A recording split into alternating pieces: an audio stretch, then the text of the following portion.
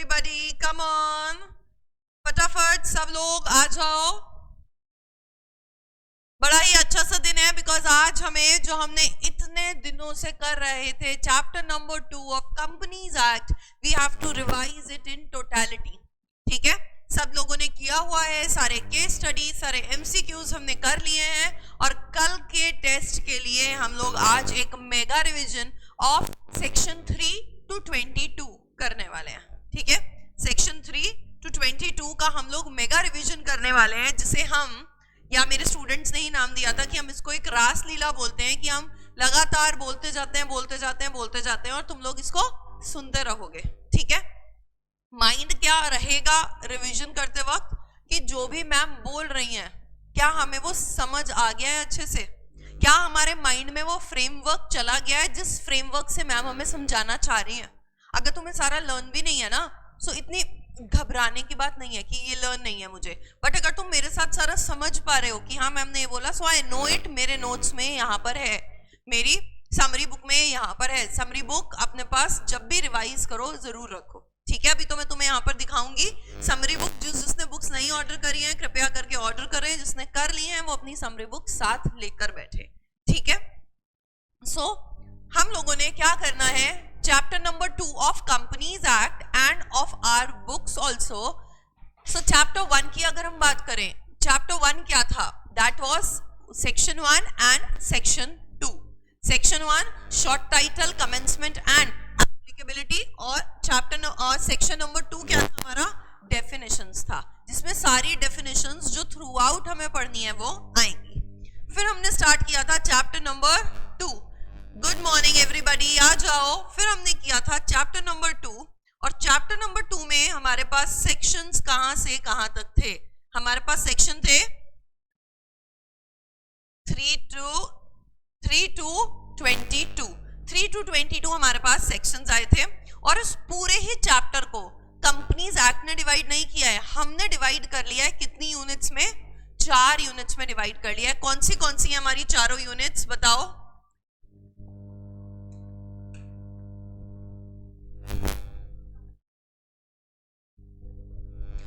Yes, introduction to companies, kinds of companies, incorporation of companies और MOA and AOA. ठीक है, सो हम इसी पैटर्न पर रिवीजन करेंगे, और उसके बाद हम लोग ये सबसे पहले बस एक बार सारे सेक्शंस को रिव्यू कर लेंगे, और उसके बाद अपना यूनिट 1, यूनिट 2, यूनिट 3 उस हिसाब से पढ़ाई शुरू कर देंगे। ठीक है, सो अगर हम सेक्शन 1 की बात करें तो क्या था, कंपनीज एक्ट का शॉर्ट टाइटल, कब शुरू हुआ 2013 में, और कहां कहां एप्लीकेबल है, ऑल ओवर इंडिया एप्लीकेबल है। सेक्शन 2 में हमारे पास क्या आ गई थी, सारी डेफिनेशंस आई थी, जो हम धीरे धीरे करके चैप्टर वाइज करते जा रहे हैं।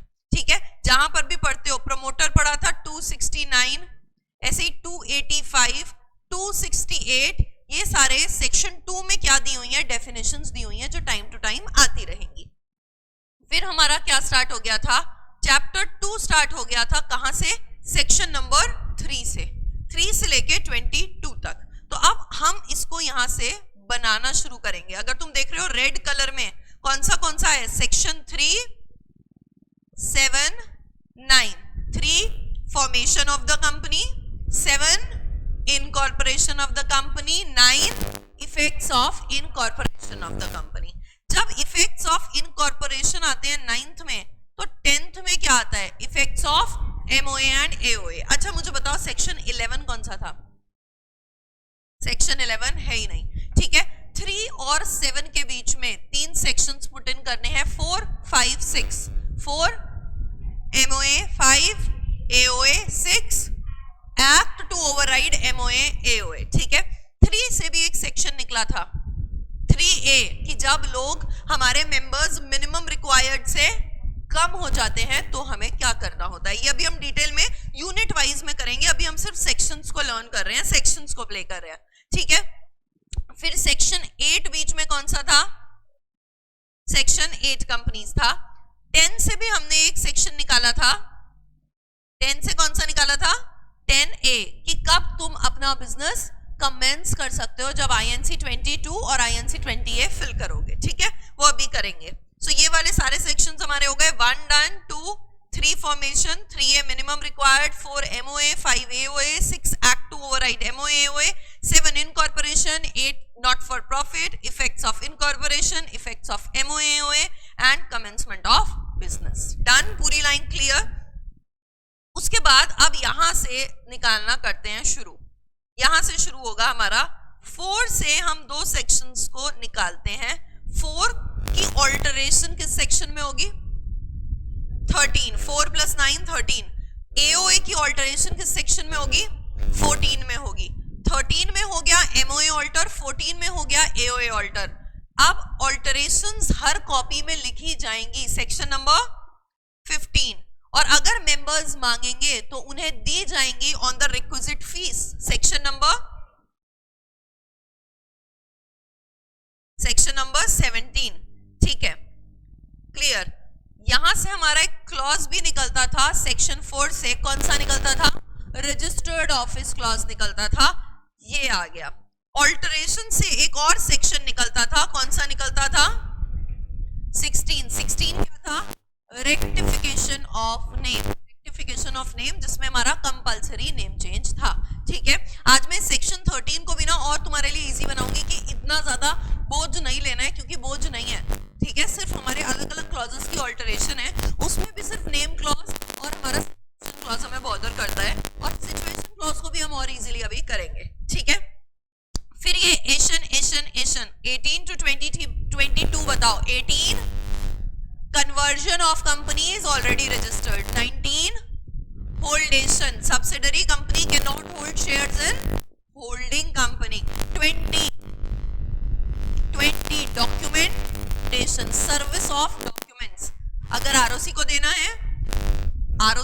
है या मेंबर को देना है या फिर अगर कंपनी को कोई डॉक्यूमेंट सर्व करना है. 21 ऑथेंटिकेशन, कौन साइन करेगा?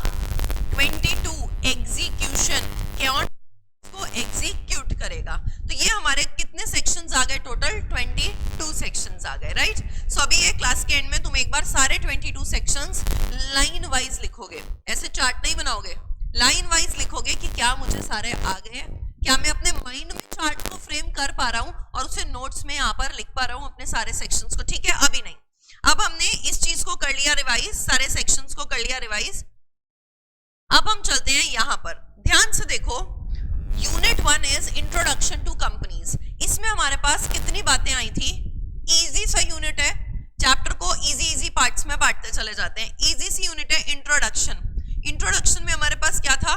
5 बातें. कौन सी थी पहले ये बताओ, फिर इसकी डिटेल में जाएंगे. कंपनी के features, advantage disadvantage, illegal association, lifting of corporate wheel और सम इंपॉर्टेंट पॉइंट्स. जब ये यूनिट की थी तो क्या लग रहा था? लॉ कितना इजी है. अगर ऐसे ही इजी पीजी चलता रहा तो हमारे तो मजे आ जाएंगे, है ना? सो ये देखो, पहले सिर्फ क्या करेंगे? यूनिट 1 रिवाइज करेंगे. फीचर्स ऑफ अ कंपनी में हमने क्या पढ़ा था? सारे आओ CMC में लॉ पढ़ने. एस से बताओ फीचर. एस से separate legal entity, transfer of shares, separate property ले सकती है अपने नाम पे. ए से एसोसिएशन, आर्टिफिशियल पर्सन. ठीक है. CMC, सी से common seal, capacity to sue. M से सेपरेट मैनेजमेंट होता है कंपनी का और उसके ओनर्स होते हैं अलग. ठीक है. लॉ, लिमिटेशन ऑफ एक्शन होती है. मेंबर्स के पास कुछ एक्शन है, बोर्ड ऑफ डायरेक्टर्स के पास कुछ एक्शन है. लिमिटेड लायबिलिटी होती है, may it be limited by shares, guarantee और शेयर्स और गारंटी. और पी से होती है परपेचुअल सक्सेशन. मेंबर्स आए मेंबर्स जाए, कंपनी को कोई फर्क नहीं पड़ता. इसमें सेपरेट प्रॉपर्टी में हमने 3 केस लॉ करे थे. सेपरेट प्रॉपर्टी में 3 केस लॉ करे थे. सैलमन वर्सेस सैलमन, ली वर्सेस ली एयर फार्मिंग और बच्चा एफ गुजार versus commissioner of income tax. Company अपने नाम पे सेपरेट प्रॉपर्टी खरीद सकती है. इसमें हमने एक केस लॉ किया था, मकोरा versus northern assurance company limited. ठीक है. अब अगर तुम्हें लगता है कि हम ब्लैंक हो रहे हैं, फॉर एग्जाम्पल इसको करते करते साथ में अपने नोट्स रखो. अगर तुम्हें अपने नोट्स को देखने की आदत है कि यार ये मेरा फीचर्स तो ना, जब हम याद कर लेते हैं ना चीजों को तो ये भी याद हो जाता है हमें उस पेज पे लिखा हुआ था, लेकिन वो बात याद नहीं आ रही मुझे कहाँ लिखा हुआ था. सो अपने नोट्स ऐसे होने चाहिए कि बुक भी ना देखनी पड़े. रीजन क्या है कि बुक जब पढ़ते हो तो वो इन 3 महीनों में ही पढ़ सकते हो. उसके बाद कभी सोचना कि ये इतनी मोटी बुक पढ़ी जाएगी। अभी पढ़ के बुक से कुछ एक्स्ट्रा मिलता है, नोट्स में लिखो। एमसीक्यू से कुछ एक्स्ट्रा मिलता है, नोट्स में लिखो। क्वेश्चन करते वक्त कुछ ऐसा लगता है कि हाँ ये हमारे पास होना चाहिए, पर्सनल पॉइंट ऑफ व्यू से नोट्स में लिखो। सो एंड में ये रजिस्टर ही होना चाहिए जो तुम्हें करके जाना है, कि एंड में ना क्वेश्चंस देख पाओगे, ना एमसीक्यूज देख पाओगे, ना बुक देख पाओगे, ठीक है। सो ये नोट्स, रादर मैं कहती हूँ समरी भी मत देखो, अभी पढ़ ली ना हमने।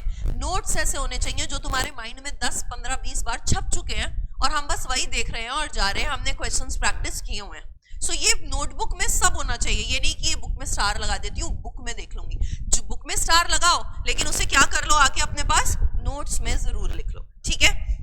सो अपने नोट्स अगर तुम्हें लग रहा है साथ साथ चलाते जाओ। जैसे मैंने एडवांटेजेस कराई, नोट्स देख लिए कि ये मैंने सारा कर लिया। कंपनी बनाने की एडवांटेज क्या है? सेपरेट लीगल एंटिटी होती है, कोई भी गड़बड़ नहीं हो पाती, ठीक है, कोई गड़बड़ नहीं होती, परपेचुअल सक्सेशन हो जाती है, मेंबर्स का रिस्क मिनिमम हो जाता है, ठीक है। डिसएडवांटेज क्या आती है कंपनी की सबसे बड़ी की? एक तो बहुत ज्यादा रूल्स एंड रेगुलेशंस हैं, वाइंडिंग अप में प्रॉब्लम्स हैं, टाइम कंज्यूमिंग है, पब्लिक अकाउंटेबिलिटी, पब्लिक को जवाब देना जरूरी हो जाता है, हर चीज बनानी पड़ती है और पब्लिक को बतानी पड़ती है। कंट्रोल भी कम हो जाता है, क्योंकि अगर मैं सोल प्रोप्राइटर हूं, सारा कंट्रोल मेरा है। कंपनी में मैंने अगर पैसा लगाया है तो चला कोई और रहा है, तो कंट्रोल कम है, ठीक है, प्रिवेसी नहीं होती।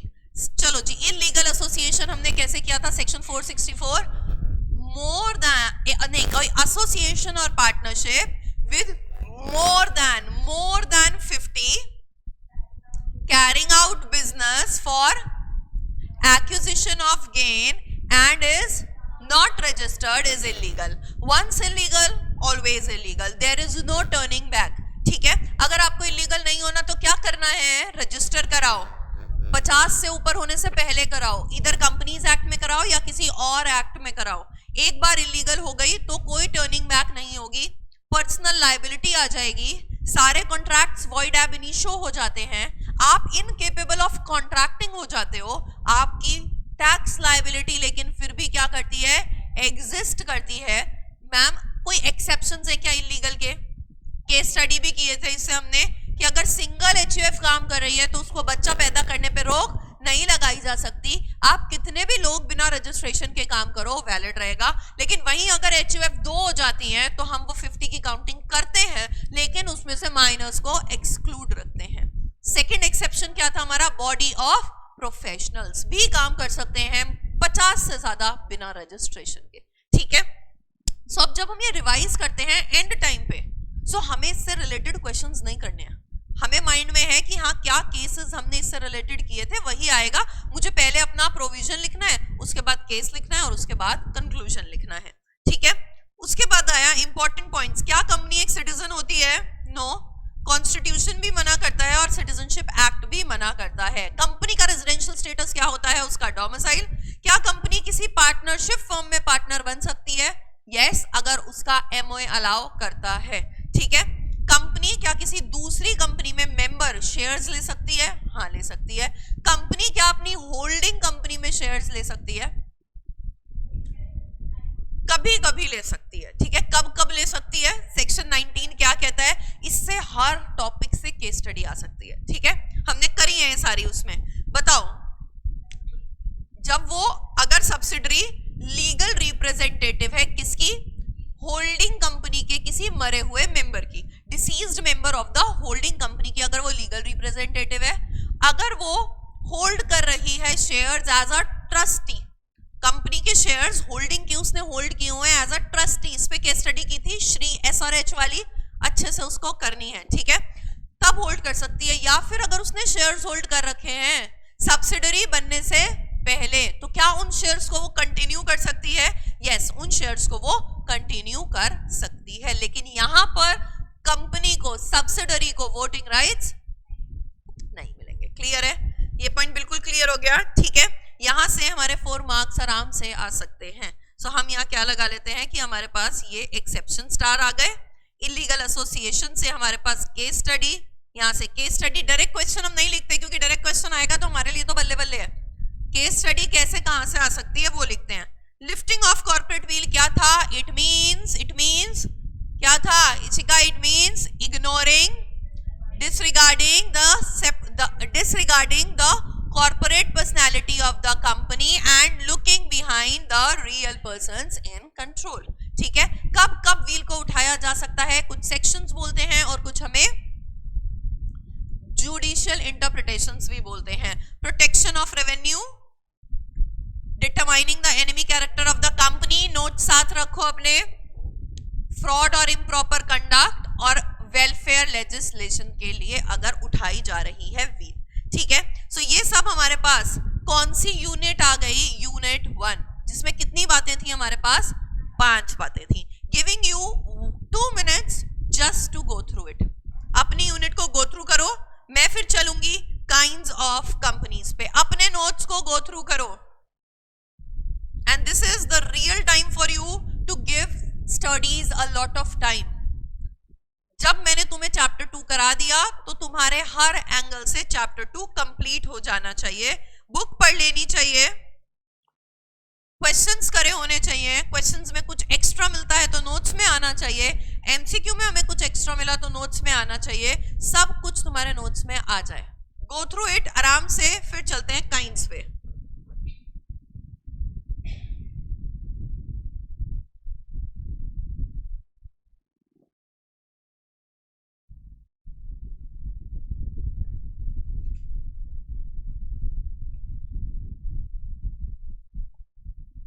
Online, everybody, I want your thumbs up once you revise your unit 1 so that we can go ahead on unit number 2.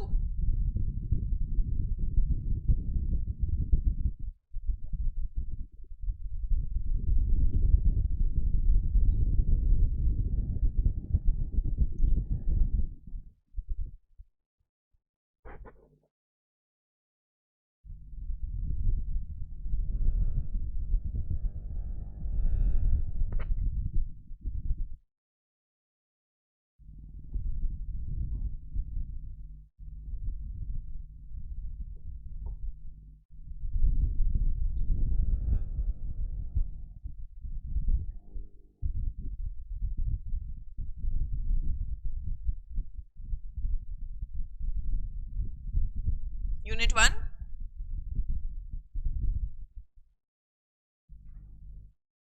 मैं तुम्हें एक बुक दिलवा दूं, समरी मैं लेकर आती हूँ. Clear? So before going to the next unit, मैं अब थोड़ा सा चेंज कर रही हूँ. मैं चाहती हूँ कि तुम लोग पहले अपने नोट्स पढ़ो सो दैट मेरे साथ इंटरैक्टिवली रिवाइज कर सको. पता चले मैं यूनिट 2 पूरी बोल जाऊं, फेस ऐसा दिखे ब्लैंक, उसके बाद अपनी यूनिट रिवाइज करने शुरू कर रहे हो. ठीक है, सो पहले unit 2 kinds of companies 5 minute लगा के रिवाइज कर लो सो दैट मेरे साथ इंटरैक्शन से उसे मजे से रिवाइज कर सको.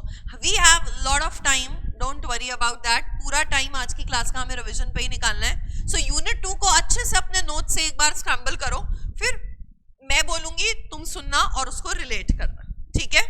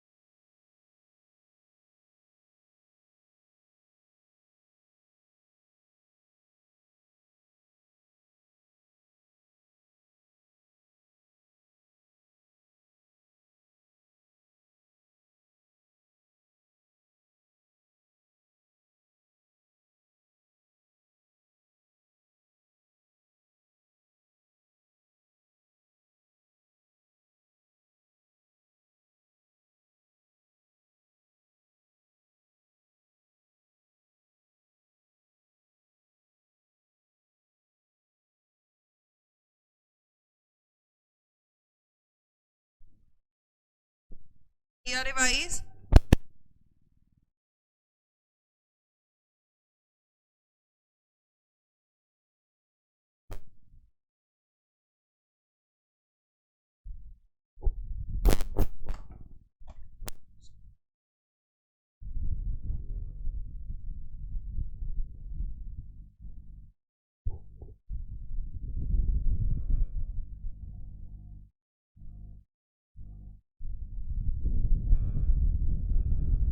सम इंपॉर्टेंट पॉइंट्स में क्या नहीं समझ आया तुम्हें? कंपनी सिटीजन नहीं होती, कंपनी का रेजिडेंशियल स्टेटस वो होता है जहां उसका डोमिसाइल होता है। कंपनी किसी और पार्टनरशिप फर्म में पार्टनर बन सकती है अगर उसका एमओए अलाउ करता है। कंपनी किसी दूसरी कंपनी के शेयर्स ले सकती है, लेकिन कंपनी अपनी होल्डिंग कंपनी में शेयर्स नहीं ले सकती। So now we are moving to unit number 2, that is kinds of companies. हमने काइंड्स ऑफ कंपनीज को कितने पार्ट्स में डिवाइड किया था? अपनी काइंड्स ऑफ कंपनीज को हमने 5 पार्ट्स में डिवाइड किया था। कौन से पार्ट्स थे? यहां पर आकर बताओ। On the basis of size, on the basis of liability, on the basis of listing, on the basis of control and other companies. ठीक है, यहां से रिवाइज करना शुरू करते हैं। On the basis of size में पब्लिक कंपनी क्या थी? क्या पब्लिक कंपनी में मिनिमम नंबर ऑफ मेंबर्स 7 चाहिए, प्राइवेट में 2 चाहिए? मिनिमम कैपिटल कितना चाहिए प्राइवेट और पब्लिक में? एज प्रिस्क्राइब चाहिए। Maximum number of members private company के 200, minimum number of members maximum public के नो लिमिट। क्या प्राइवेट कंपनी के आर्टिकल्स में कुछ रिस्ट्रिक्शंस होती हैं जो उसे पब्लिक कंपनी से अलग करती है? यस। 3 रिस्ट्रिक्शन कौन सी होती हैं बताओ? Maximum members 200, share transfer is restricted not prohibited, share transfer is restricted, inviting money from public is prohibited। ठीक है, 200 की जब हम काउंटिंग करते हैं तो उसमें पास्ट और प्रेजेंट एम्प्लॉइज को हम लोग काउंट नहीं करते, and joint members are to be counted as 1। ठीक है, इससे एक बहुत बढ़िया केस स्टडी की थी अभी, जो कल की क्लास में की थी जब सप्लीमेंट्री कर रहे थे। ठीक है, पब्लिक कंपनी हो गई, उसके बाद प्राइवेट कंपनी भी हो गई साथ में। प्राइवेट कंपनी को हमने 2 पार्ट्स में डिवाइड किया था। कौन से थे? स्मॉल कंपनी और OPC. Let us talk about small company. क्या स्मॉल कंपनी एक काइंड ऑफ प्राइवेट कंपनी ही होगी हमेशा? यस। अगर स्मॉल कंपनी पे क्वेश्चन आ रहा है तो नोट्स में स्टार बना लो कहीं पर भी कि सबसे पहले कंपनी का नाम देखना है। हम वहीं गड़बड़ कर जाएंगे, हम दोनों लिमिट्स लिख देंगे, पूरा लिख देंगे, लेकिन हमारा आंसर गलत हो जाएगा अगर वो कंपनी पब्लिक हुई और हमने उसे स्मॉल कर दिया। ठीक है, सो ये क्वेश्चन है हमारे लिए कि ये नहीं होना चाहिए। मैं भी पढ़ते पढ़ते कभी ये चीज स्किप कर देती हूँ। सो स्मॉल कंपनी एक वो कंपनी है जो 2 कंडीशंस फुलफिल करती है। कौन सी 2 conditions? Paid up capital 2 crore तक हो, does not exceed 2 crore, plus turnover 20 crore तक हो। ये 2 करोड़ कहां तक जा सकता है? 10 करोड़ तक, और ये 20 करोड़ कहां तक जा सकता है? 100 करोड़ तक। अभी सेंट्रल गवर्नमेंट ने 2 और 20 कर रखे हैं। स्मॉल कंपनी का कंसेप्ट किन 4 कंपनीज पे नहीं लगता?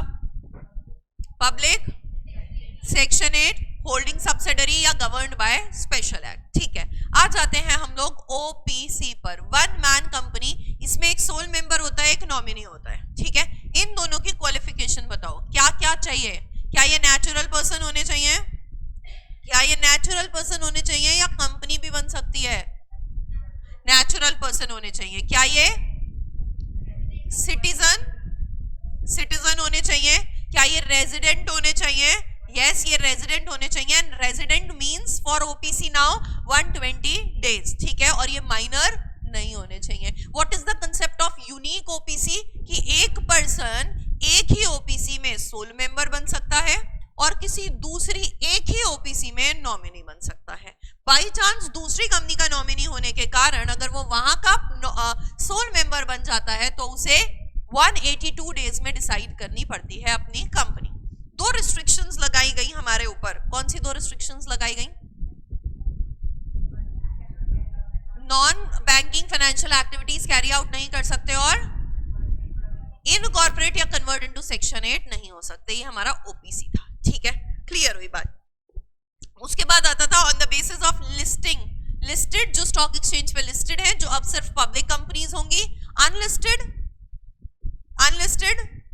अब प्राइवेट भी हो सकती है, पब्लिक भी हो सकती है, ठीक है। कुछ ऐसी कंपनीज भी क्या हमने करी थी इस यूनिट में जो ऑल्दो अपने आप को स्टॉक एक्सचेंज पे लिस्ट तो करा रही हैं, लेकिन वो लिस्टेड कंपनीज नहीं मानी जा रही हैं, ठीक है। पब्लिक कंपनी के, प्राइवेट कंपनी के केस में क्या था, प्राइवेट कंपनी के केस में क्या आप पब्लिक इशू ला सकते थे? नहीं, आप प्राइवेट प्लेसमेंट करते थे, ठीक है। सो अगर आप नॉन कन्वर्टेबल डिबेंचर्स को लिस्ट करा देते थे तब भी आपकी प्राइवेट कंपनी लिस्टेड नहीं मानी जाती थी। पब्लिक कंपनी के केस में क्या था, नोट सामने रख लो अगर याद नहीं आ रहा। पब्लिक कंपनी के केस में क्या था कि आप अगर अपनी नॉन कन्वर्टेबल डिबेंचर्स नहीं, नॉन कन्वर्टेबल सिक्योरिटीज को लिस्ट कराते हो तब भी आप लिस्टेड नहीं माने जाते हो, ठीक है। प्राइवेट प्लेसमेंट में अगर आप अपने नॉन कन्वर्टेबल सिक्योरिटीज को लिस्ट कराते हो तो आप लिस्टेड नहीं माने जाते हो। On the basis of liability क्या था, limited by shares, limited by guarantee, limited by shares and guarantee.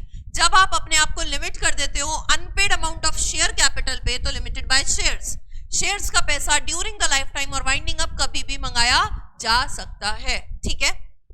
Guarantee का पैसा क्या लाइफ टाइम में मंगाया जा सकता है या सिर्फ वाइंडिंग अप पे? सिर्फ वाइंडिंग अप पे। अगर दोनों है तो शेयर्स का कभी भी वाइंडिंग अप पे और गारंटी का सिर्फ वाइंडिंग अप पे। क्या अनलिमिटेड लायबिलिटी वाली कंपनीज भी होती हैं जिनमें मेंबर्स की लायबिलिटी अनलिमिटेड होती है? यस, लेकिन आप डायरेक्टली मेंबर को स्यू नहीं कर सकते, आपको कंपनी को करना होगा, फिर मेंबर को करोगे।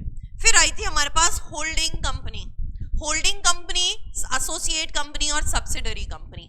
एसोसिएट कब बनती है मेरी कोई भी कंपनी? जब मेरा उसमें एक सिग्निफिकेंट इन्फ्लुएंस होता है, और सिग्निफिकेंट इन्फ्लुएंस का मतलब होता है एटलीस्ट 20% वोटिंग पावर। मैं किसी भी कंपनी की सब्सिडरी कब बनूंगी? जब वो मेरा मोर देन 50% वोटिंग पावर ले लेगी, मोर देन 50% वोटिंग पावर ले लेगी, या मेरी बोर्ड ऑफ डायरेक्टर्स की कॉम्पोजिशन को होल्ड कर लेगी। मैं खुद ओन करूं या अपनी सब्सिडरीज के साथ मिलकर ओन करूं तो मेरी सब्सिडरी होगी, और मेरी सब्सिडरी की सब्सिडरी भी मेरी सब्सिडरी होगी। ये हमारे पास आई थी on the basis of control. अब तुम्हें दिया जा रहा है 2 मिनट, अदर कंपनीज, क्योंकि बड़ा है थोड़ा, उसको रिवाइज करो, अदर कंपनीज को रिवाइज करो, नोट से अपने अदर कंपनीज को रिवाइज करो। Then we are moving on to unit number 3, incorporation of companies.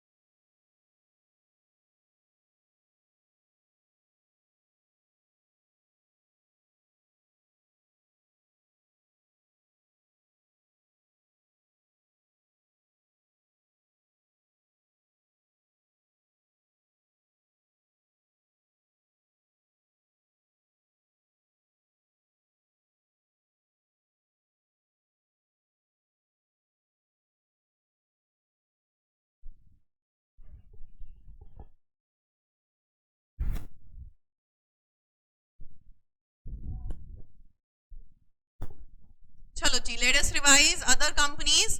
Government company क्या होती है? ऋषभ क्या कहता है? डीम्ड पब्लिक कंपनी किसको मानेंगे? डीम्ड पब्लिक कंपनी किसको माने? कंपनी सब्सिडरी हुई उसको भी, मतलब बेटा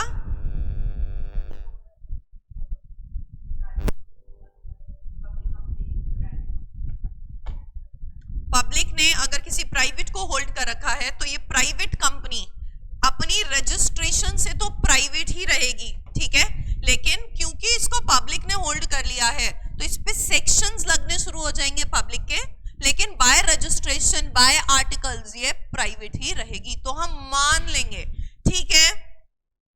कोई प्राइवेट हुई तो भी डीम्ड पब्लिक होगी, यस, ठीक है।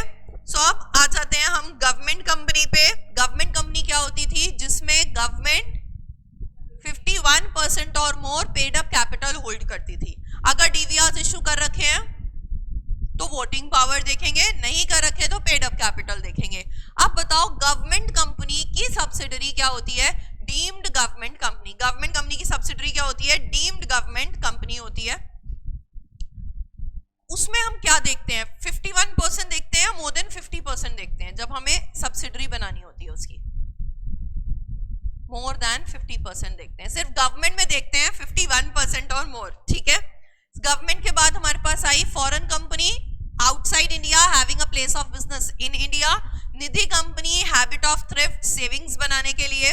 डोरमेंट कंपनी वो कंपनी होती है जो सो रही होती है, which is made for future project, hold asset और होल्ड इंटेलेक्चुअल प्रॉपर्टी। लेकिन इस पर्टिकुलर कंपनी में ना ही तो कोई सैट होता और ये कंपनी इनएक्टिव होती है, ना ही तो कोई सैट होता, मतलब कोई सिग्निफिकेंट अकाउंटिंग ट्रांजैक्शन नहीं है। सिग्निफिकेंट अकाउंटिंग ट्रांजैक्शन क्या होती है मैम? हमें नहीं पता, लेकिन सिग्निफिकेंट अकाउंटिंग ट्रांजैक्शन क्या होती है हमें नहीं पता, लेकिन अगर हम आरओसी को फीस दे रहे हैं, एक्ट की रिक्वायरमेंट्स पूरी कर रहे हैं, बेसिक शेयर्स अलॉट कर रहे हैं या फिर मेंटेन कर रहे हैं ऑफिस को, तो उस केस में वो सिग्निफिकेंट अकाउंटिंग ट्रांजैक्शन नहीं है, बाकी सारी होंगी। What is the meaning of inactive company? 2 साल से बिजनेस नहीं कैरी कर रही, 2 साल से उसने अपने फाइनेंशियल स्टेटमेंट्स और एनुअल रिटर्न को फाइल नहीं किया, तो वो इनएक्टिव हो गई, ठीक है। सेक्शन 8 कंपनीज की आओ बात करते हैं दोबारा से, बहुत क्वेश्चन इससे आते हैं। सेक्शन 8 कंपनी हमें क्या कहती है कि एनी कंपनी जिसके ऑब्जेक्ट क्लॉज में ये 3 पॉइंट्स होते हैं, कौन से? हमारा ऑब्जेक्ट रहेगा to promote CASSC ERP, CASSC ERP, commerce, art, science, sports, charity, education, religion, protection of environment. जो भी पैसा आएगा बिजनेस में लगाया जाएगा, हम डिविडेंड नहीं देंगे। अगर आरओसी को सब कुछ ठीक लगता है, आरओसी को, तो वो आपको लाइसेंस दे देगी, आप सेक्शन 8 के तहत काम कर सकते हो। लाइसेंस के साथ चिपक के राइट्स आएंगी और लायबिलिटीज आएंगी, राइट्स आएंगी और रिस्ट्रिक्शंस आएंगी। क्या राइट होता है कि आपको लिमिटेड प्राइवेट लिमिटेड नहीं लगाना और फर्म भी आपकी कंपनी की मेंबर बन सकती है। रिस्ट्रिक्शन क्या आती थी? ACA लिखा हुआ है सबने, ACA, alter convert amalgamate, alter convert amalgamate. अगर आपको ऑल्टर करना है, बताओ, अगर आपको ऑल्टर करना है तो क्या करोगे? जर्नल करना है तो आरओसी की अप्रूवल, और अगर आपको कन्वर्जन करना है ऑल्टर करके तो आरडी की अप्रूवल। कन्वर्ट करना है तो स्पेशल रेजोल्यूशन, और अमेलगमेट करना है तो same type of company having similar object के साथ करो। आपकी कंपनी ने कोई भी काम किया जो कंडीशंस के विपरीत है, जो हार्मफुल है फॉर द कंपनी और फॉर पब्लिक इंटरेस्ट, आपने कोई भी वॉयलेटिव एक्शन किया, कोई फ्रॉडुलेंट काम किया, तो कौन आपसे ये लाइसेंस को रिवोक कर लेगा? रीजनल डायरेक्टर रिवोक कर लेगा आपसे ये लाइसेंस, और आपके संग 3 काम हो सकते हैं। बताओ कौन से 3 काम मैं आपके साथ कर सकती हूँ? आपको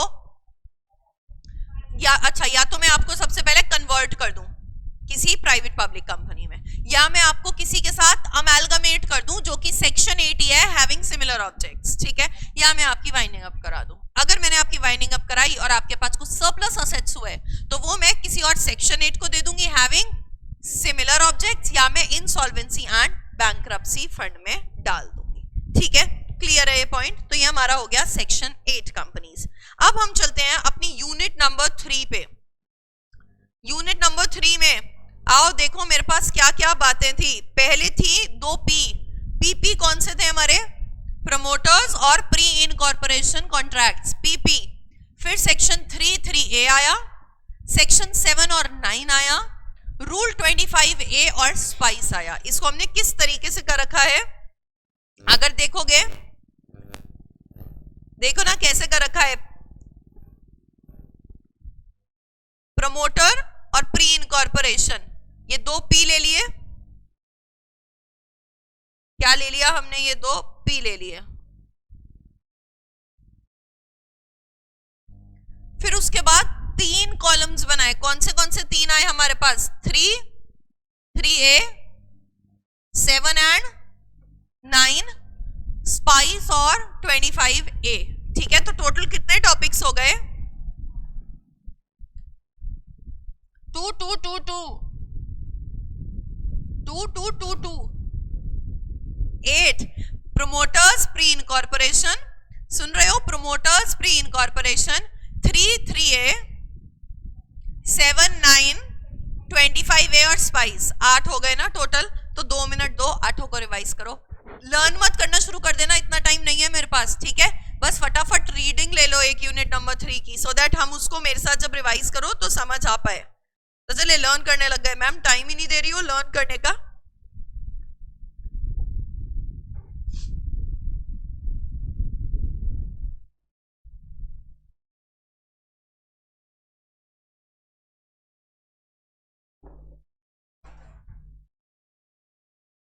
किसका परमानेंट, क्या PAL,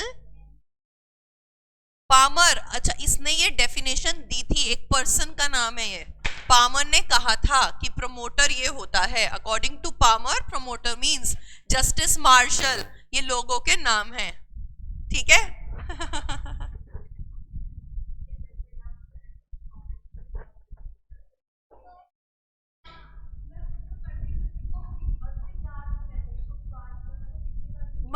मत लर्न करो इसको, प्रमोटर मींस बस याद नहीं रहता कि एक बंदे का नाम है।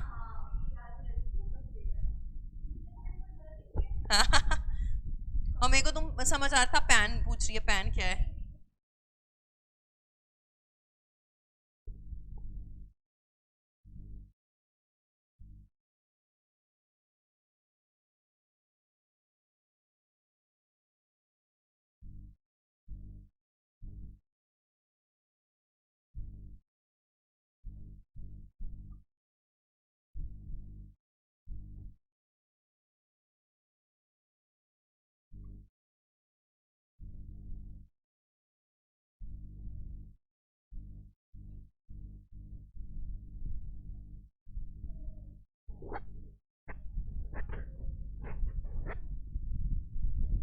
These are the people who are starting the things, तो इन्हीं को बनाना होता है।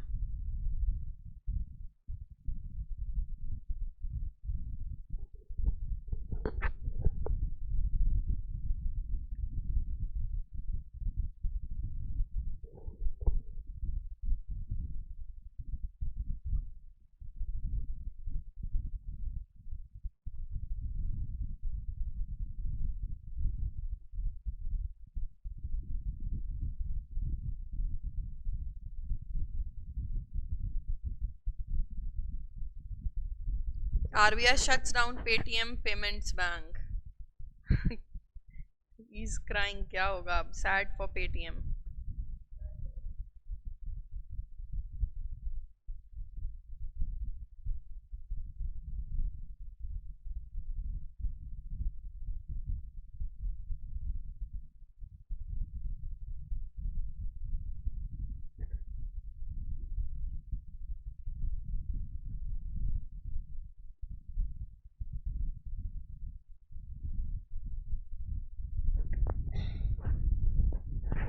पेटीएम का शेयर वैसे ही डाउन है जब से आया है, वो तो है ही। I don't know how they are allowing कि पेटीएम जैसे ये सब IPO लेकर आए, but it's okay.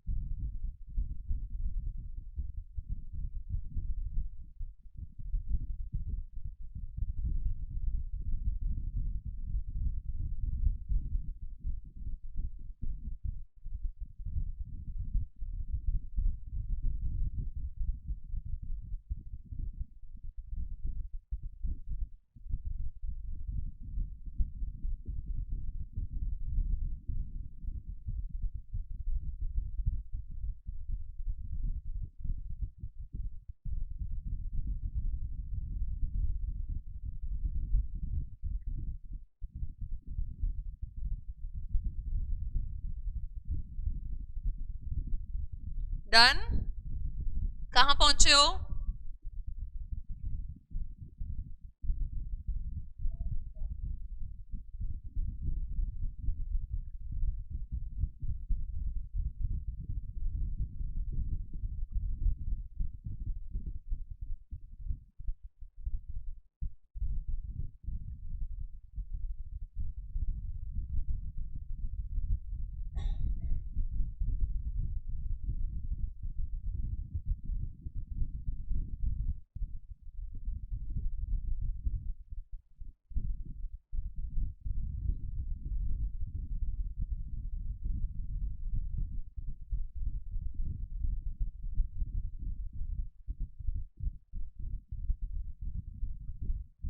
I am giving you this time only so that when we are revising, you are not blank.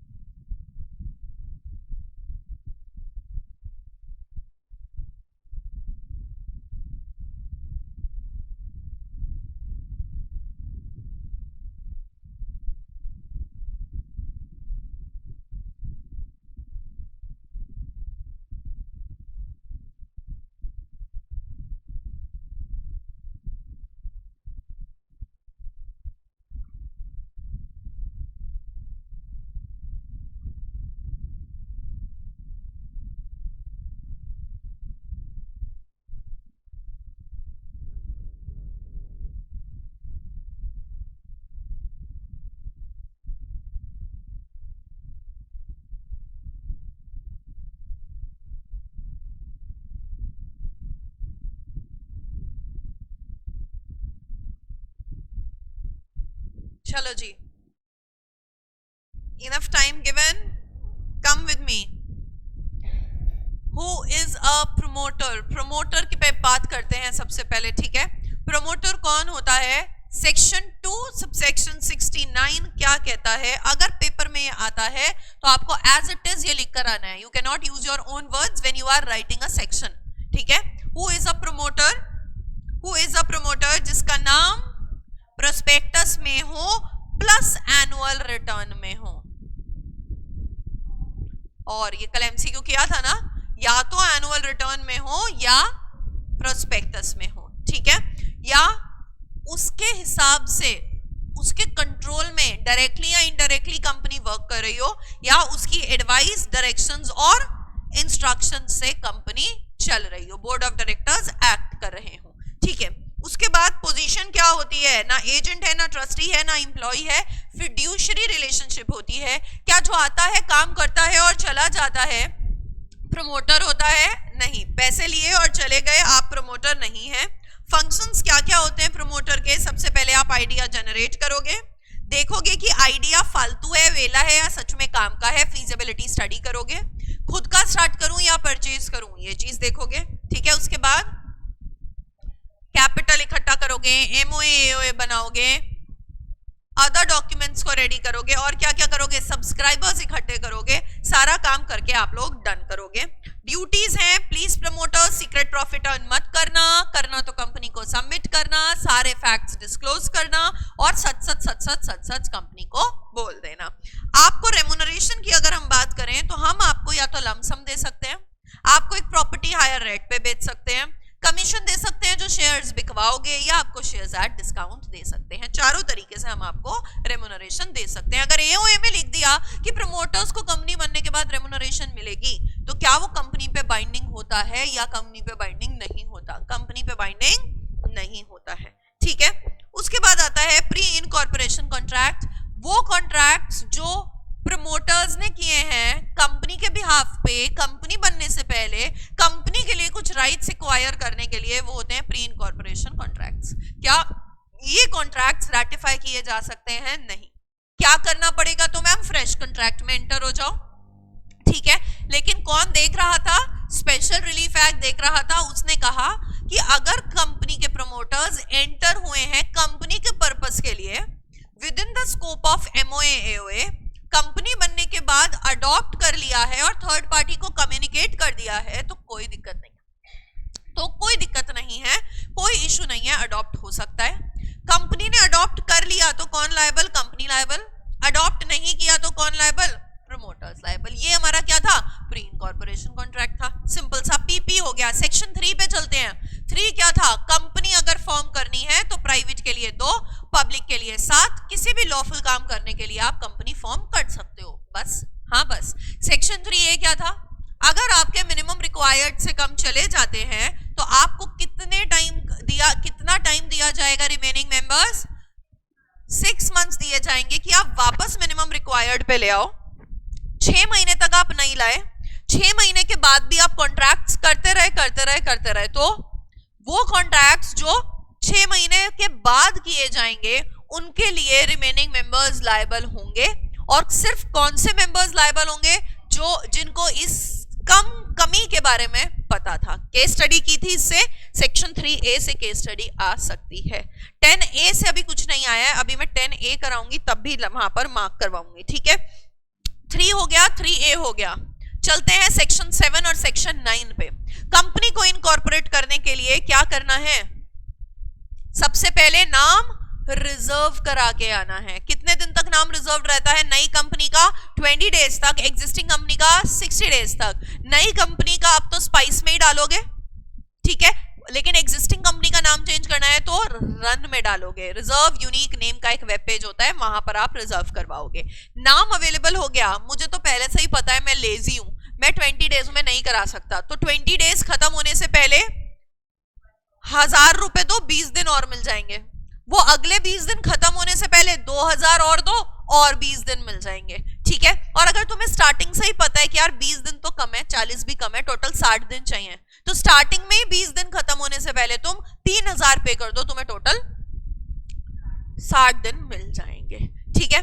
नाम रिजर्व कर लिया हमने। उसके बाद हमने डॉक्यूमेंट्स बनाए। बताओ क्या क्या डॉक्यूमेंट्स थे? मेमोरेंडम, आर्टिकल्स, उसके बाद 5 डॉक्यूमेंट। उसके बाद हमने एक डॉक्यूमेंट्स किए थे, ये देखो, declaration as to no offence, हमने कोई गलती नहीं करी। डिक्लेरेशन ऑफ कंप्लायंस की सब कुछ कंप्लाई किया गया है। एड्रेस जो टेम्पररी अभी रहेगा क्योंकि परमानेंट तो इनकॉर्पोरेशन के बाद आता है। Details of first director, consent of first directors, ठीक है। डिटेल्स ऑफ ईच सब्सक्राइबर भी लेते थे क्या? Yes, details of each subscriber भी लेते थे। यहां पर एक पॉइंट हम और ऐड कर लेंगे, 6th पॉइंट, कि डिटेल्स ऑफ ईच सब्सक्राइबर भी हम यहां पर लेते हैं। क्लियर?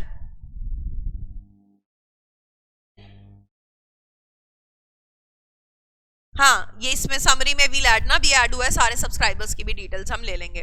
सबमिट करेंगे, आरओसी को ठीक लगेगा तो वो हमें क्या दे देगी?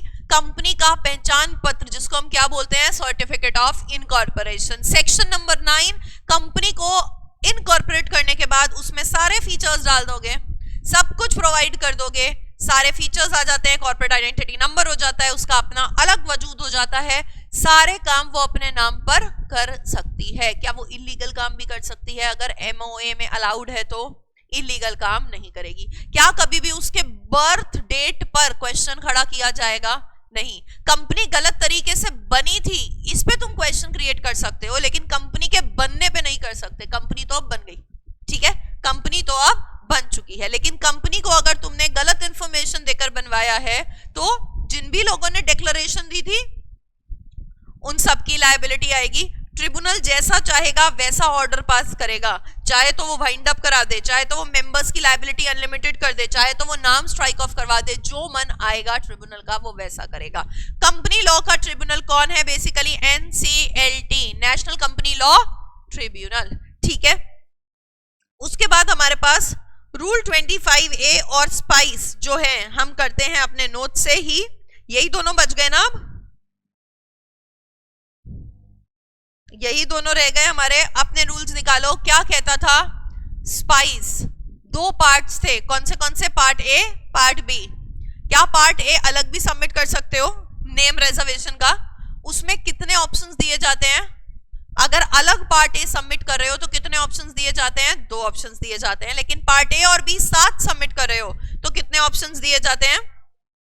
1 ऑप्शन। पार्ट बी में क्या क्या चीजें अलाउड होती हैं? पार्ट बी में क्या क्या चीजें अलाउड होती हैं?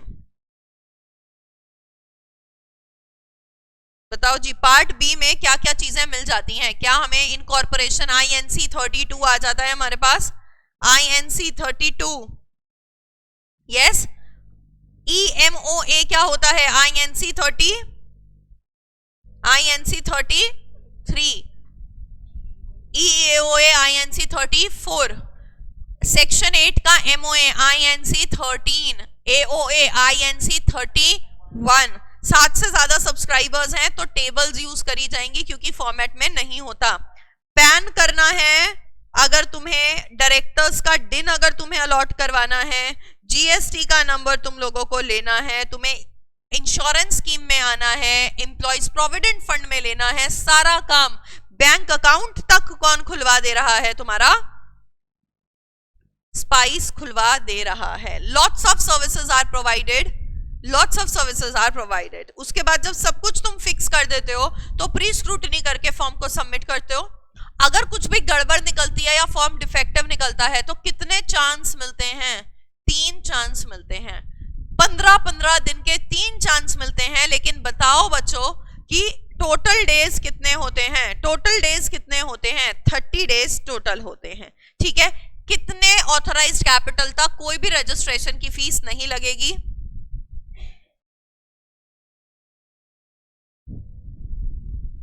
कितने ऑथराइज्ड कैपिटल तक रजिस्ट्रेशन की फीस नहीं लगेगी?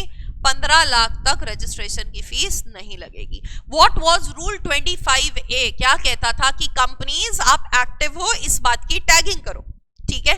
तो कौन सी कंपनीज? वो कंपनीज जो 31 दिसंबर 2017 से पहले बनी हैं, उन्हें 15 जून 2019 तक एक फॉर्म फाइल करना था रूल 25A के तहत। That was active form. नहीं फिल करा तो आप एक्टिव नॉन कंप्लायंट हो जाते हो। ठीक है। 10,000 की पेनल्टी देके आपको फिर से कंप्लायंट होना पड़ता है और आपके पास बहुत सारी कमियां आ जाती हैं जो आप नहीं कर पाते हो। लेकिन अगर आपकी कंपनी लिक्विडेट हो रही है, अमेलगमेट हो रही है, मर्जर हो रहा है, तो आप कोई फॉर्म फाइल नहीं करना।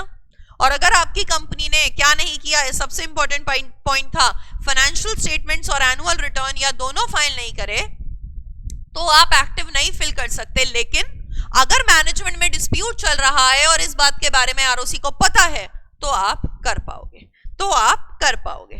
ठीक है। So this is our active form, this is our active form. So हो सकता है थोड़ा तुम, जब मैंने पिछली बार टाइम दिया था, रिवाइज ना कर पाए हो।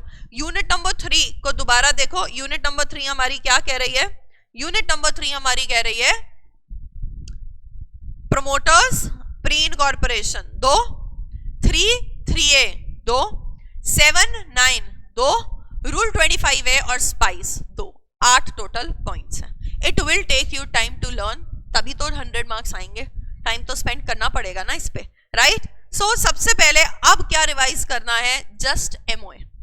AOA पे नहीं जाना, बाकी सेक्शंस पे नहीं जाना, just MOA you have to revise. MOA में definition, purpose, clauses, alteration, that's it. यही सबसे बड़ा मुद्दा है पूरी क्लास का। MOA को रिवाइज करो। ये पैटर्न मैंने सिर्फ इसी बार थोड़ा सा चेंज किया है, otherwise I used to just speak कि ये यूनिट, ये यूनिट, ये यूनिट। ठीक है। सो अगर 5 मिनट पहले दे दिए तो तुम्हारे पास एक ओवरव्यू हो जाता है कि ये मेरे नोट्स हैं, जो मैम बोल रही हैं वो मेरे अंदर थोड़ा थोड़ा जा रहा है, सब माइंड से ऊपर नहीं जा रहा है, थोड़ा अंदर चला जाएगा। So giving you 2 minutes, our last unit is left. It's just 1 hour that we have been revising, so we have full 1 hour for MOA, so don't worry, बिल्कुल आराम से करो।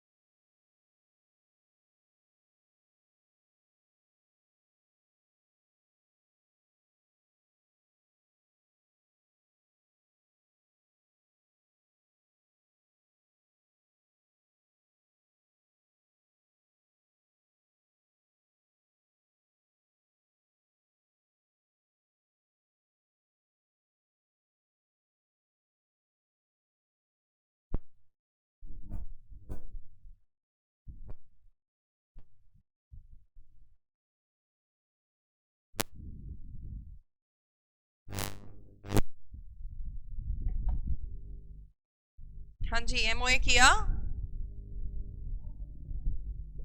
वही तो था इसमें बस। चलो करो जल्दी, ऑल्टरेशंस करो। बच्चे डन डन कर रहे हैं, पीछे रह जाओगे ऐसे, फटाफट करो, स्पीड तेज पढ़ने की।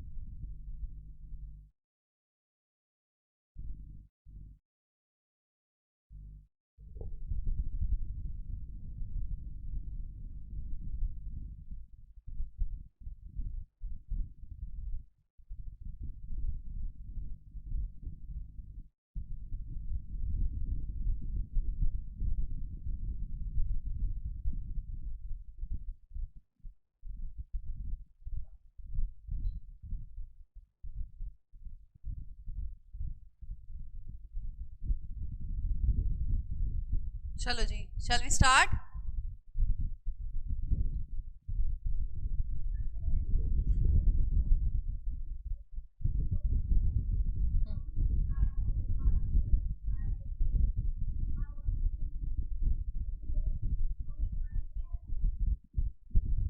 नहीं, अगर हमने चेंज किया, क्या चीज चेंज करी, सिटी चेंज करा, तो हम चेंज करने के बाद नोटिस देंगे,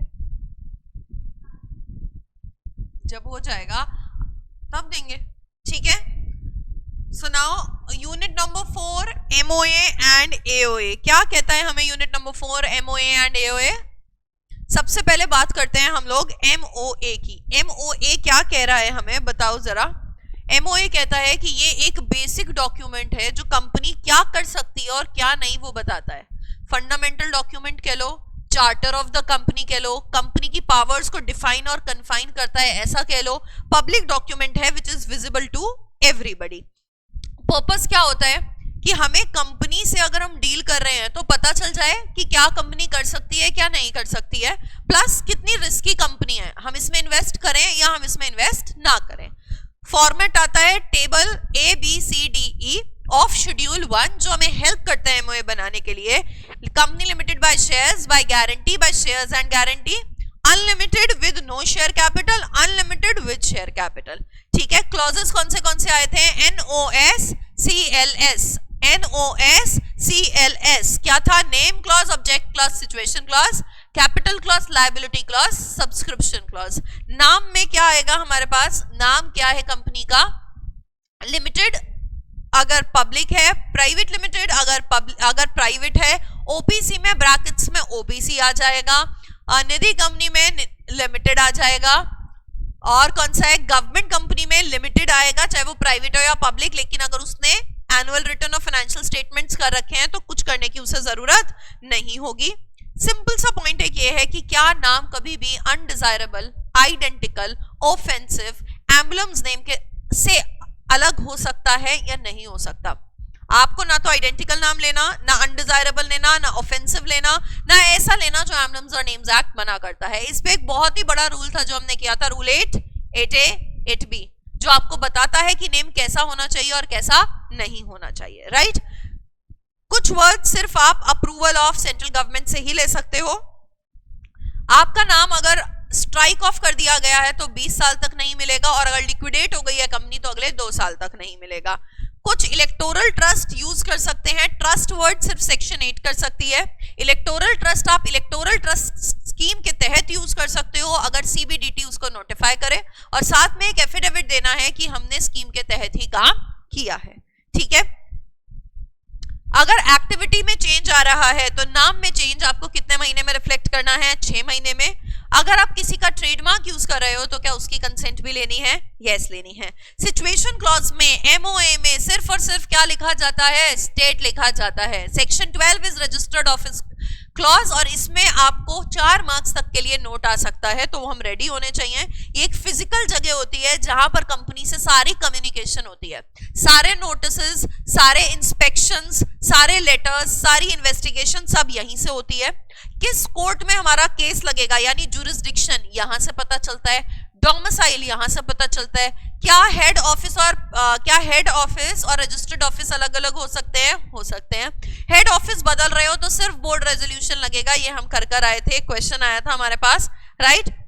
क्या कंपनी का नाम वगैरह सब कुछ पूरी डिटेल्स पेंटेड और एफिक्स्ड होनी चाहिए, यस। हमारे सारे जो प्रिंटेबल्स होते हैं जैसे कि हमारे business letter, bill heads, letter papers, notices, official publications, क्या वहां पर name, address, corporate identity number, telephone, fax, email, website सब डला हुआ होना चाहिए, यस। 12 क्या कहता था कि अगर आपकी कंपनी में पाया गया कि कोई काम नहीं चल रहा है, जब फिजिकल वेरिफिकेशन कराई गई तो आपका नाम हम स्ट्राइक ऑफ कर देंगे। अभी 10A में भी ये आएगा। ऑब्जेक्ट क्लॉज में ऑब्जेक्ट्स लिखोगे, कैपिटल क्लॉज में ऑथोराइज्ड कैपिटल लिखोगे, शेयर्स इनटू नॉमिनल वैल्यू भी लिखोगे। लायबिलिटी क्लॉज में किसकी कितनी लायबिलिटी है वो लिखने वाले हो। सब्सक्रिप्शन क्लॉज में सब्सक्राइबर्स की डिटेल्स लिखने वाले हो, ठीक है। यहां तक हमें क्लियर हो गया ना। अब हमारे पास 6 क्लॉजेस हैं और 6 के 6 क्लॉजेस की हमारे पास ऑल्टरेशंस हैं। तो पहले ऑल्टरेशन पिक करते हैं। सबसे पहले बताओ कौन सी ऑल्टरेशन पिक करोगे, सब्सक्रिप्शन क्लॉज, कोई चेंज ही नहीं होगा। सब्सक्रिप्शन क्लॉज इजी हो गया, आउट। लायबिलिटी क्लॉज पे आओ। कंपनी का टाइप बदल रहा है तब limited to unlimited, unlimited to limited, तब जाके लायबिलिटी बढ़ाई घटाई जा सकती है। एक सिंगल मेंबर की नहीं बढ़ाई घटाई जा सकती। वो भी क्या पास करना होगा, SR पास करना होगा। कैपिटल नहीं, लायबिलिटी क्लॉज, किसकी कितनी लायबिलिटी है। OR अगर हम बात करें तो 2 जगह पास होगा ऑल्टरेशन में, बस माइंड में रखो, बाकी सब जगह SR होगा। एक तो कंपलसरी नेम चेंज में OR पास होगा और कैपिटल क्लॉज में OR पास होगा, ठीक है। उसके बाद बताओ, अच्छा हम थे लायबिलिटी क्लॉज, फिर आया हमारा कैपिटल क्लॉज को चेंज करना है। कैपिटल क्लॉज को कैसे चेंज करोगे, OR पास कराओगे, कुछ नहीं है। और वेज क्या होते हैं, वेज होते हैं increase in authorised capital, sub division of shares, consolidation of shares, conversion of shares into stock या कैंसिलेशन ऑफ शेयर्स। ये सेक्शन 61 है जो शेयर्स में आएगा, ठीक है। तो हमारे 3 क्लॉजेस तो हमने कर लिए। ऑल्टरेशन में क्या हैवी लगे, नहीं। कौन से लायबिलिटी, सब्सक्रिप्शन और कैपिटल, ठीक है। उसके बाद कौन से रह गए हमारे, नेम, ऑब्जेक्ट और सिचुएशन। ऑब्जेक्ट पे आ जाते हैं। अगर नॉर्मल ऑब्जेक्ट चेंज हो रहा है तो सिर्फ स्पेशल रेजोल्यूशन पास करोगे, 30 डेज में MGT 14 में बताओगे। अगर सेक्शन 27 आता है, कौन सा है section 27, unutilised proceeds from prospectus issue. कि हमने 100 करोड़ रेज करे थे, क्वेश्चन किया था ना कल, 100 करोड़ रेज किए थे, बचे रहे पैसे तो क्या करें, तो SR पास कराओ, नोटिस दो शेयर होल्डर्स को, एडवर्टीजमेंट करो, वेबसाइट पे डालो और डिसेंटिंग शेयर होल्डर्स को एग्जिट ऑप्शन दो। SNAWD, सर ने अंश को वेब सीरीज दिखाई, इस तरह से इसे याद रखना है सेक्शन 27 को, राइट। क्या सेक्शन 27 ऐसे याद रहेगा। अब आ जाते हैं हमारे बड़े चेंजेस। पहले चलते हैं किस पे, कौन सा पहले रिवाइज करोगे, नेम। सिचुएशन इजी है, सिचुएशन इज इंडीड इजी, कोई दिक्कत नहीं है सिचुएशन में, बस थोड़ा सा बड़ा है। बड़ा भी क्या है, सबसे पहली पॉइंट क्या आती है सिचुएशन में, सबसे पहला आता है लोकल लिमिट्स में बदला बोर्ड रेजोल्यूशन, ठीक है। Outside city in the same state बदला board resolution plus special resolution, ठीक है। आउटसाइड लोकल लिमिट्स गए, आउटसाइड सिटी गए, जुरिस्डिक्शन बदल गया, स्टेट सेम रहा, यानी आरओसी बदला, सिर्फ तमिलनाडु और महाराष्ट्र में होगा। बोर्ड रेजोल्यूशन, स्पेशल रेजोल्यूशन और आरडी की अप्रूवल। आरडी की अप्रूवल के लिए यहां पर हमने एक पॉइंट करा था 30-60-30 अप्लाई करेंगे तो आरडी को कंफर्म कितने दिन में करना है, 30 डेज में। हमें आरओसी के पास कितने दिन में जमा करना है, 60 डेज में, और आरओसी नया सर्टिफिकेट कितने दिन में देगा, 30 डेज में। तो ये सिर्फ जुरिस्डिक्शन चेंज हो गया, ठीक है। और आरओसी को साथ में हमें ये चीजें भी देनी है, कौन सी, बोर्ड रेजोल्यूशन देंगे, स्पेशल रेजोल्यूशन देंगे, केएमपी की डिक्लेरेशन देंगे या 2 डायरेक्टर्स की, और क्रेडिटर्स का कंसेंट देंगे। तो ये जुरिस्डिक्शन भी हो गया। जब स्टेट चेंज कर रहे हैं भाई, तो सेक्शन कौन सा आ जाएगा, क्योंकि एमओए बदलेगा, सेक्शन नंबर 13 आ जाएगा, उसमें बोर्ड रेजोल्यूशन, स्पेशल रेजोल्यूशन और आरडी की अप्रूवल। इसमें डेट्स क्या थी हमारी, 1460, 1460, ठीक है। जब हम अप्लाई करेंगे आरडी को, तो हम क्या क्या चीजें आरडी देखेगा वो बात अलग है। 3 बातें आरडी देखता था, कौन सी 3 बातें, क्रेडिटर्स डिबेंचर होल्डर्स ने कंसेंट दिया है या नहीं दिया, डेट्स का पूरा प्रोविजन किया है या नहीं किया, और कोई लिटिगेशन पेंडिंग तो नहीं है। लेकिन आरडी को अप्लाई करने से पहले 14 दिन पहले हमें एडवर्टीजमेंट करना है, सबको बताना है कि हम जा रहे हैं, टाटा बाबा है। क्या क्या करोगे, न्यूज़पेपर में ऐड करोगे वर्नेकुलर और इंग्लिश, नोटिस दोगे क्रेडिटर्स को, शेयर होल्डर्स को, डिबेंचर्स को, सबको, आरओसी और रेगुलेटरी अथॉरिटीज को भी नोटिस दोगे, सबको बता दोगे। फिर 14 दिन बाद क्या करोगे, अप्लाई करोगे आरडी को। इजी रहा हमारे लिए। अब मैम क्वेश्चन आता है हमें समझ नहीं आता, तो प्रोविजन तुम चारों के लिख दो, तुम्हें पता चल रहा है ना कि कहां से आया है, तो तुम चारों के, अगर क्वेश्चन 4 नंबर का है, 2 नंबर का है तो नहीं लिखना, तो सिर्फ वही लिखना है। 4 मार्क्स का है तो तुम चारों लिख दो, जो केस है वो केस लिख दो। प्रोविजन चारों गए तो एग्जामिनर को पता चल गया इनको सब आता है। अब आ जाता है नेम। नेम में सबसे पहले कर लेते हैं compulsory name change. Compulsory name change में क्या था, ऑर्डिनरी रेजोल्यूशन पास होगा, या तो आरडी अपने आप अपनी मर्जी से कराएगा सुओ मोटो, तो हमें 3 महीने में नाम बदलना है, और अगर आरडी को कोई फोर्स करता है तो आरडी हमें बोलता है हमें 6 महीने में बदलना होता है। जो कोई फोर्स कर रहा है वो कब तक फोर्स कर सकता है, हमारी इनकॉर्पोरेशन के 3 साल तक। 3 साल तक तुमने फोर्स नहीं किया ना, अब हम नहीं करने वाले चेंज, ठीक है। कंपलसरी नेम चेंज हो गया। यस ऋषभ, बोर्ड रेजोल्यूशन के बिना कुछ भी आगे बात बढ़ेगी ही नहीं, बोर्ड रेजोल्यूशन तो पास होगा ही होगा, तभी तो मेंबर्स को बुलाएंगे, एसआर पास कराएंगे। अब आता है नाम को वॉलंटरी चेंज करना है। बताओ नाम को तुम्हें क्या करना है, वॉलंटरी चेंज करना है, तो उसके लिए तुम्हें 3 requirements, special resolution, RD approval, basic requirements, ठीक है। अब बताओ जब हम पब्लिक से प्राइवेट में जाते हैं, तो जब हम आर्टिकल्स ऑल्टर करते हैं हम तभी आरडी की अप्रूवल ले लेते हैं, तो हमें यहां पर नहीं लेनी। लेकिन जब प्राइवेट से पब्लिक में जा रहे हैं तो वहां नहीं लेते, यहां पर लेनी होती है, ठीक है। अगर तुमने कोई फाइलिंग नहीं करी, कोई डीडीआईस की पेमेंट नहीं करी, तो क्या नाम चेंज होगा, नहीं होगा। अच्छा, क्या पुराना नाम 2 साल तक कैरी करोगे, करोगे कैरी। एसआर जो है वो तो हर जगह जब भी स्पेशल रेजोल्यूशन आएगा तुम्हें ये लाइन लिखनी है, we will submit it to ROC in 30 days in MGT 14। Simple, ये क्या हो गया, हमारा नेम चेंज हो गया, ठीक है। सो एक बार सारा एमओए देख लो, फिर मैं आगे तुम्हें एओए पे लेकर चल रही हूँ।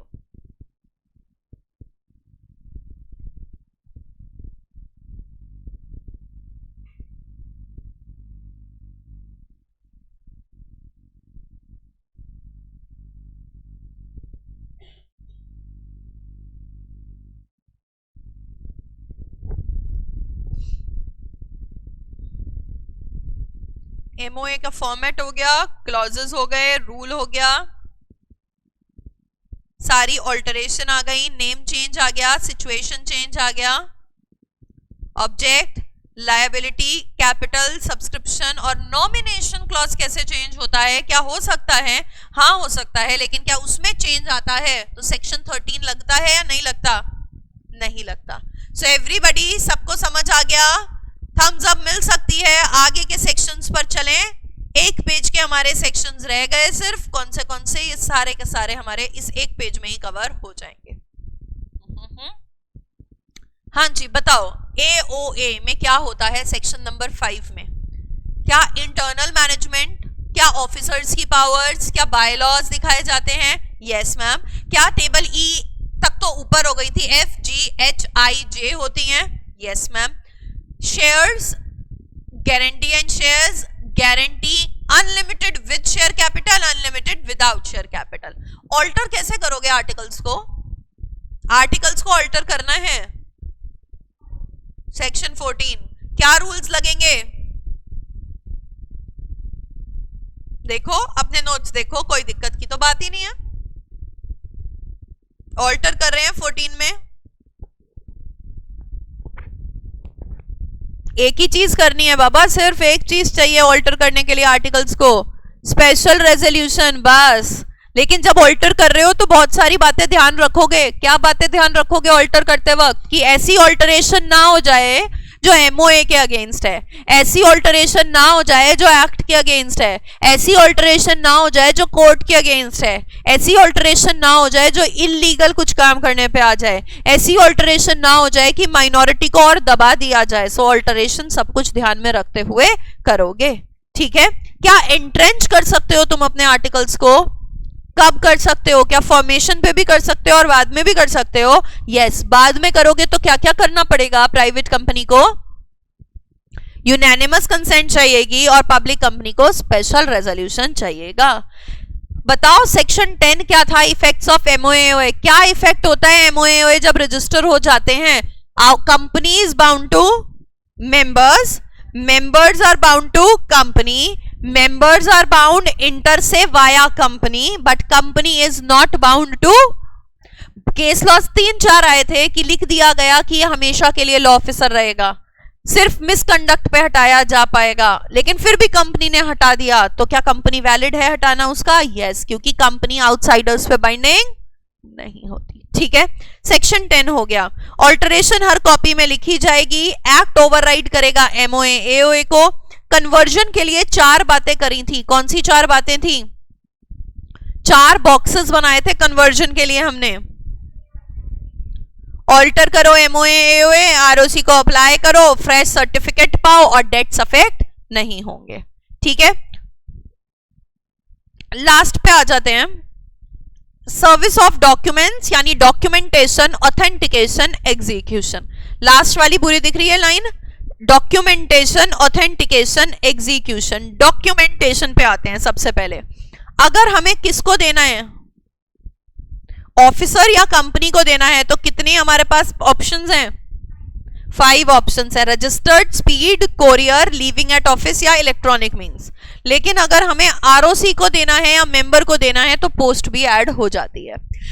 इस पे जो केसेस आते हैं वो क्या थे? हमने 2 केसेस पढ़े थे। कंपनी ने कह दिया कि मुझे तो सिर्फ फैक्ट्स ही बात दोगे वरना मैं नहीं मानूंगा। क्या वो वैलिड थी कंपनी? नहीं, क्योंकि अदर ऑप्शंस अवेलेबल हैं। लेकिन किसी एक मेंबर ने कहा था कि मुझे नोटिस आप सिर्फ रजिस्टर्ड पोस्ट से भेजें, उसका पेमेंट मैं दे रहा हूं, फीस मैं पे कर रहा हूं। तो क्या वो वैलिड था? यस, वो वैलिड था, ठीक है? दोनों के केस हमने कर लिए जो पेपर में आता है। ऑथेंटिकेट कौन करेगा?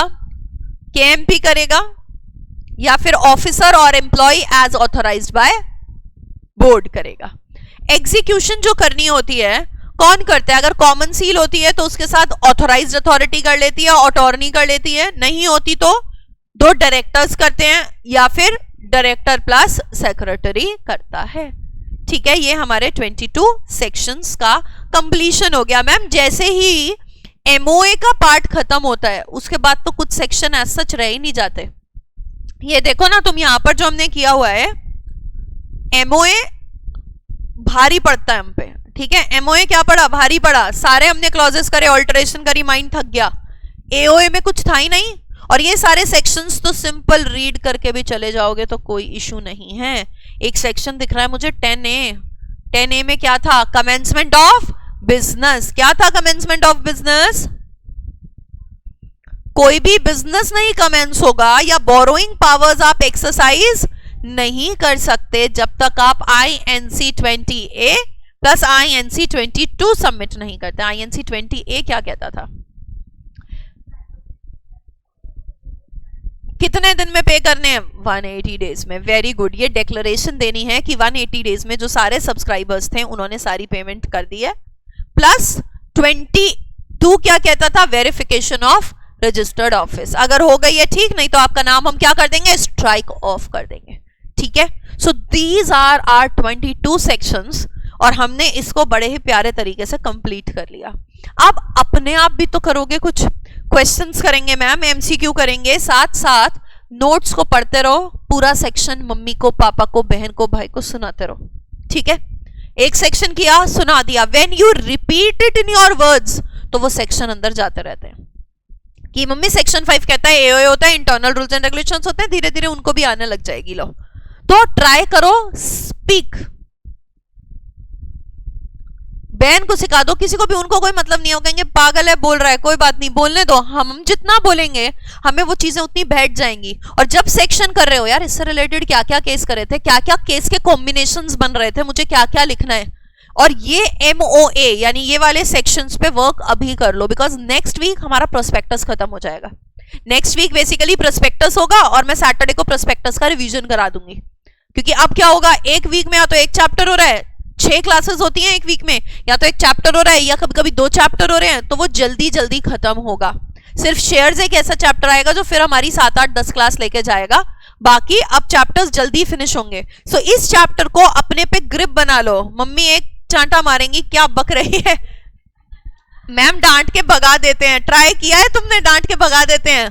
ट्राई करो, कोई बात नहीं भगाएंगे। मेरी फोन पे बात करा दो कि याद कर रहे हैं, बच्चों को याद करने दो। ठीक है। जैसे भी याद कर रहे हैं, अपनी ही, कुछ बीच में हमने शुरू किया था 1-2 साल पहले, अपनी ही बच्चे सेक्शंस में वॉइस रिकॉर्ड कर लेते थे। मेरी वॉइस इतनी प्लीजिंग नहीं लग रही थी अपनी मैम, हमने वॉइस रिकॉर्ड कर करके एक दूसरे को एक ग्रुप बना लेते हैं, उसमें एक एक सेक्शन वॉइस नोट बना बना के हर कोई भेजता रहेगा। सो वो बहुत इंटरैक्टिव रहेगा। ठीक है। सो कोई भी एक जना इसकी रिस्पॉन्सिबिलिटी ले लो एक ग्रुप बनाने की। ठीक है। एक ग्रुप बना के सेक्शन 13 किसी ने भेज दिया। अब मैम जिस पे आ गया सेक्शन 6, वो उसके तो मजे आ गए, एक्ट ओवरराइड करेगा MOA AOA को, जो भी लिखा होगा उससे ऊपर एक्ट रहेगा।